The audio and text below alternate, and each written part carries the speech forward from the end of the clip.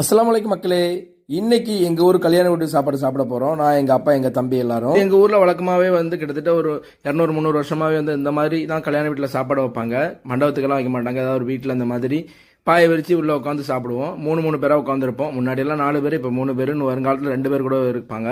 இதுல தாளான்னு கொண்டு வைப்பாங்க. அந்த தாளால தான் சாப்பாடு. அதுக்கு மேல முதல்ல கிரேவியை ஊத்தி கறியும் வச்சிருவாங்க. ஒரு வாட்டர் பாட்டில்.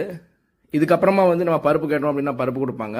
குழந்தைங்க சாப்பிட ஆரம்பிச்சிட்டாங்க. பொதுவாக பெரியவங்க எல்லாருமே சாப்பாடு வந்ததுக்கப்புறம் தான் நாங்கள் சாப்பிடுவோம்.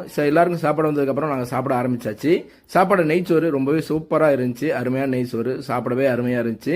இதுக்கப்புறமா சரி பருப்பு ஊற்றிக்கலாமா அப்படின்னா அந்த தம்பிகிட்ட பருப்பு கேட்டேன். ஸோ அந்த சப்ளையர் எல்லாருமே அவங்க சொந்தக்காரங்க தான் முக்காசி முன்னாடி பண்ணிட்டு இருப்பாங்க. இப்போ என்னென்னா அப்படின்னா சம்பளத்துக்கு வேலை பார்த்துட்டு இருக்காங்க. சரி அந்த பருப்பு ஊற்றுனாங்க. பருப்புமே வேற லெவலில் டேஸ்ட்டு. கல்யாண வீட்டில் மட்டும் தான் இந்த மாதிரி டேஸ்ட் கிடைக்கும். இந்த மாதிரி நீங்கள் சாப்பிட்றீங்க அப்படின்னா மறக்காம ஒரு லைக் பண்ணுங்க. நம்ம சேனலுக்கு மறக்காம சப்ஸ்கிரைப் பண்ணுங்க. தேங்க்யூ.